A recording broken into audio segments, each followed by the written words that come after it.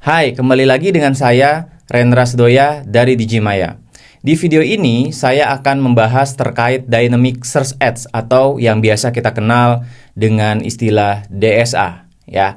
Nah, DSA ini adalah search campaign yang memanfaatkan Google AI untuk menentukan keyword, headline, dan final URL berdasarkan website yang kita gunakan. Ada beberapa hal yang perlu kamu ketahui tentang DSA. Yang pertama, DSA ini cocok untuk boosting artikel blog dan produk di e-commerce. Kalau kamu punya banyak artikel yang ingin mendatangkan banyak traffic, nah ini bisa pakai DSA ya, atau ingin berjualan selain membuat shopping campaign gitu ya, kamu bisa juga pakai DSA untuk produk e-commerce kamu. Kemudian yang kedua, DSA ini cocok untuk website yang SEO-nya oke. Ya, dalam artian kontennya, headline-nya, dan meta tag di halaman website kamu itu udah oke, udah sesuai dengan keyword yang ditargetkan. Kenapa? Karena Google AI akan menggunakan meta tag ya, terutama title, headline, dan konten untuk menentukan final URL mana yang akan digunakan dan untuk membuat iklannya ya. Nah, kemudian yang ketiga, ini cocok juga untuk branding, traffic, dan conversion. Jadi tergantung dari target URL atau halaman yang kamu mau iklankan gitu ya. Kalau misalnya artikel informasi ya berarti cocok untuk branding dan traffic gitu ya. Tapi kalau misalnya produk di e-commerce ya ini cocok untuk conversion. Dan yang keempat, DSA ini dia otomatis akan memilih landing page ya dari halaman-halaman yang kita siapkan gitu, dan juga headline-nya. Jadi kita tidak perlu lagi membuatkan headline, yang kita siapkan itu hanya description-nya saja ya. Nah, sekarang kalau kita bicara keuntungan, ya apa saja nih yang bisa kita dapatkan gitu ya ketika kita membuat DSA ini. Nah, yang pertama tentu ini akan menghemat waktu ya. Kita tidak perlu lagi kayak riset keyword ya, menulis ad copy yang banyak ya. Nah, kemudian kedua, iklan yang dibuat juga relevan. Kenapa? Karena Google sendiri yang menentukan keywordnya dan membuatkan iklannya. Nah, kemudian yang ketiga, ya ini otomatis menyesuaikan dengan available produk di website.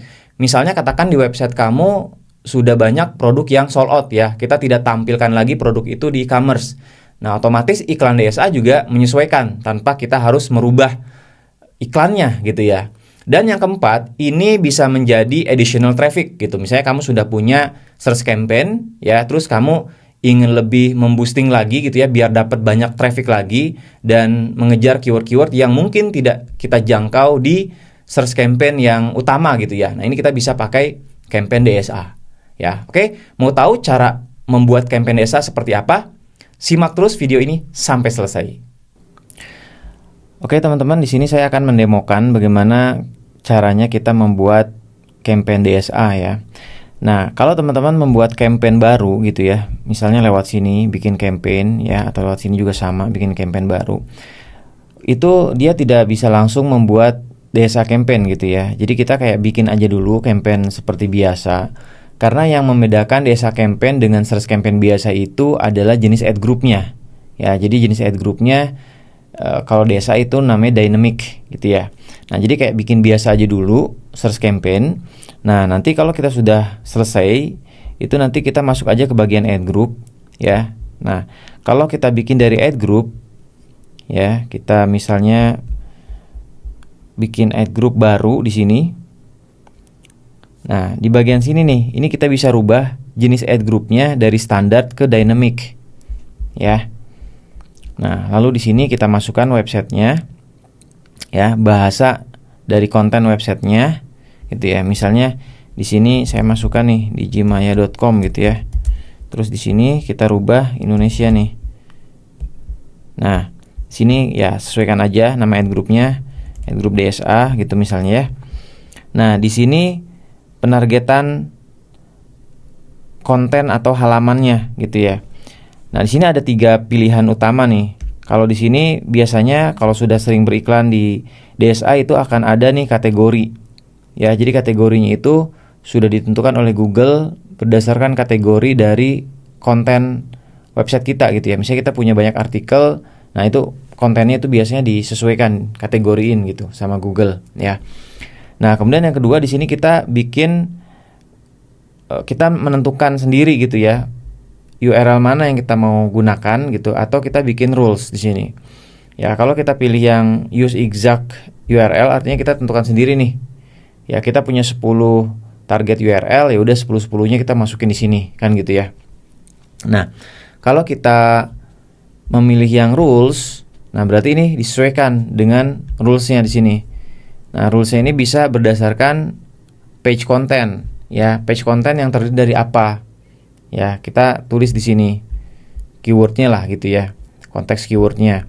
Nah, page title itu berarti title tag yang ada di sini itu yang mengandung kata apa, ya, atau URL yang terdiri dari kata apa. Ya, kalau misalnya secara struktur dari halaman blog kita gitu ya, selalu ada kata blog gitu di URL-nya. Nah, ini kita bisa tulis kayak gini, blog. Artinya semua artikel ya, dia akan dimasukkan ke dalam target DSA ini gitu, karena semua artikel mengandung kata blog di bagian URL-nya. Ya, itu contohnya. Di sini sebenarnya ada juga kategori nih, cuman nggak muncul karena dia belum ada kategori di sini ya.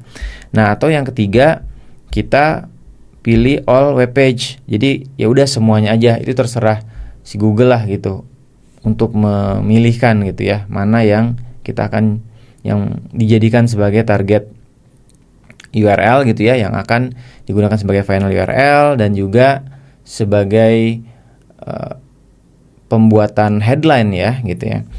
Nah, oke, kita sekarang pilih yang mana aja gitu ya. Misalnya all web page kita pilih, ini langsung kita save and continue. Oh, itu udah ada tadi muncul tuh ya kategori ya. Nah, ini bagian iklan ini ya, kita hanya butuh memasukkan 2 description aja. Jadi description 1, description 2, udah gitu aja. Nah, kalau yang ini ya standar ya, sama seperti jenis iklan yang lain. Nah, jadi di bagian final URL dia otomatis di-generate ya dari target halaman yang kita pilih tadi sebelumnya gitu ya. Nah, jadi disesuaikan gitu sama Google mana yang cocok untuk dijadikan final URL.